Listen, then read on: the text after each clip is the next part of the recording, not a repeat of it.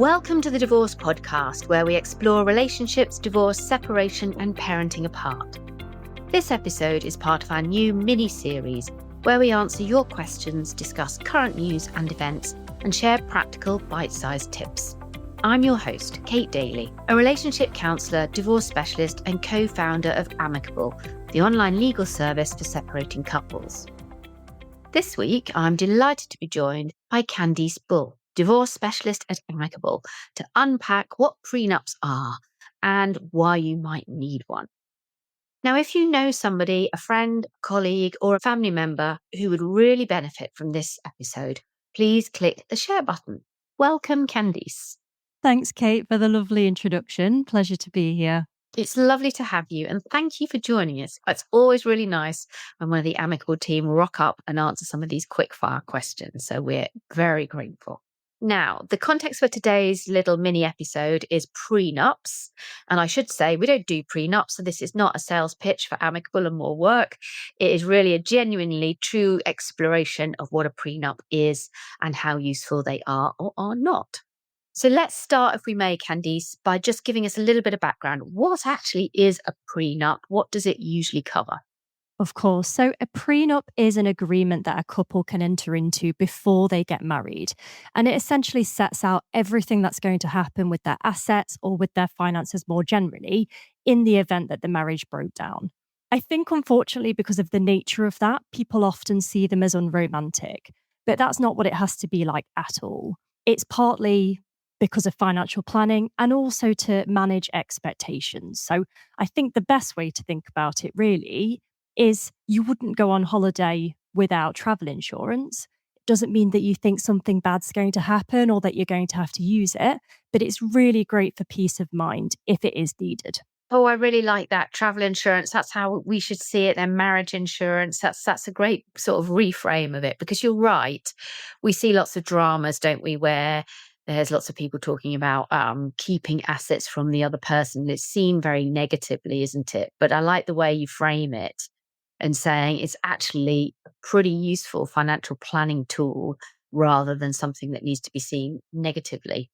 Now, if you have a prenup, does it last forever? Does it have to be updated? What are the rules around kind of when you have to relook at these things? It's a really good question. And I think the best way to think of a prenup is it should be part of an evolving conversation over the course of a marriage. So it's not just a one-off document that you enter into before the marriage. So it should be looked at periodically. That's not to say it needs to be looked at on every anniversary, but it should be looked at after any major life changes. So, for example, having kids, any major career changes, or perhaps if someone's received a big inheritance or something like that. There would be really good points to then have a look at it and check that it's still fair and that you're both still happy with it as well. So that's interesting then. So obviously a prenup is entered into before the marriage, but then it protects people during the marriage. So does a prenup trump the laws that apply when you're married, and are they legally binding? It's a really, really good question, Kate. And prenups are not automatically legally binding in England and Wales, but they will be upheld by the court if they've been entered into freely with financial disclosure and if they're considered fair as well. So they can still be really, really helpful to give couples certainty and security of knowing what's going to happen to their finances in the event that the marriage was to break down. And also part of that overall financial planning that I mentioned as well. So having an open dialogue on your finances from the very outset before you've even got married, with the intention that that then continues throughout the marriage as well. So what happens when you've got somebody who's kind of holding all the money at the outset of the relationship and the other person wants to marry them because they are in love with them and all the rest of it, but there's clearly a power imbalance there. So how do you go about making sure those agreements are fair and not just about a rich person withholding what a less financially well-off person might be entitled to under marriage? It's another really good question. And it is not just for rich people to protect all of their assets. That's not the intention of a prenup. It is to make sure that there is a fair agreement in place for both people in the event that the marriage was to break down. So, in a situation like you just described, it would be really important that there is financial disclosure at the time that they enter into the prenup, and also that it's considered what would actually be fair, bearing in mind the usual framework that would be considered on the breakdown of a marriage, because the court will still bear that in mind if the marriage was to break down at a later stage. And if the prenup isn't fair, then it's far less likely to be upheld by the court. So you're not losing any of your marital rights then, you're retaining them, but you've got a pre sort of discussed idea of, what your likely settlement would be if you were to divorce. But at the same time, if that became radically unfair or completely departed from what was deemed to be fair under English and Welsh law at the time you got divorced, then you still got some comeback and you still got some protections. Absolutely. The court is still really, really concerned to make sure that the whatever agreement is in place on the breakdown of a marriage is fair. So that is the absolute key concern. And if the prenup isn't fair at that time, then it would need to be relooked at as well.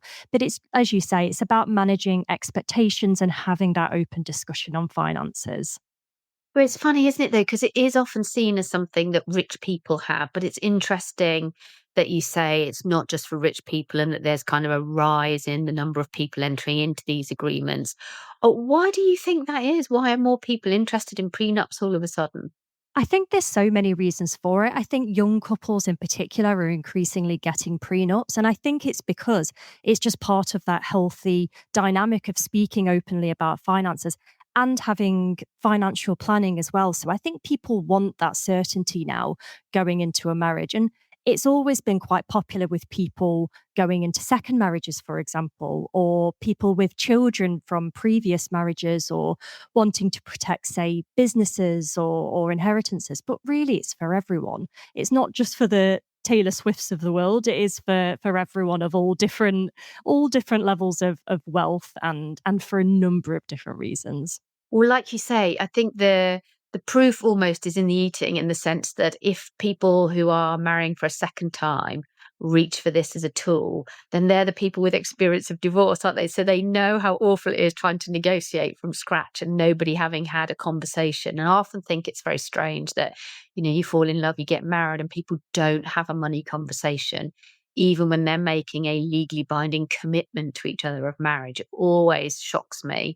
And I include myself in that. Neither time did I have a big conversation about money when I got married. And yet it's just such a fundamental. And I do think you're right that the world is changing. And particularly younger people are thinking, well, if my chances ultimately here are almost 50-50, then why wouldn't I have that insurance and at least have had that conversation to try and manage expectations about what this might look like? So, yeah, so I can definitely see that. Right. Well, listen, in just a moment, Candice is going to share her prenup top tips. And I know that none of you would want to miss that. But just before that, if this episode has been interesting or given you a little bit of clarity or comfort, or just a tip that's made you feel that this process is a bit more manageable, then please make sure to follow us, the Divorce Podcast, on your favorite app or platform. Each week, we're here with expert advice and support to help you through separation, one step at a time. Okay, Candice, drumroll please. Time for the final tips. What's the key advice or what's the takeaway you want people to walk away with having listened to this? What would you say to couples considering prenup today? Any common mistakes that they should avoid? And for someone considering a prenup, how would you advise them to approach their partner?